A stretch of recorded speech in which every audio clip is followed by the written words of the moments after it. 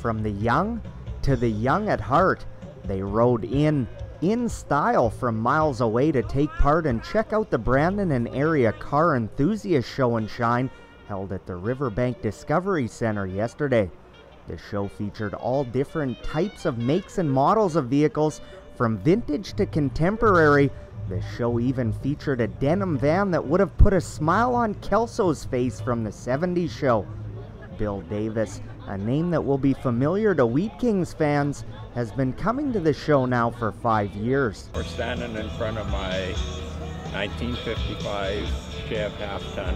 I see there's even some here from North Dakota and Winnipeg, so that's sort of a big deal too, to have people coming from that far away. There's a black Ford truck over there, and I hate to say the word Ford, but it is a beautiful truck over there, so I sort of have to, there's more than just that black Ford. There's a lot of real nice vehicles here.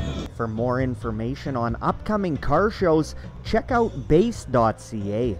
For itvbrandon.com, I'm Charles Tweed.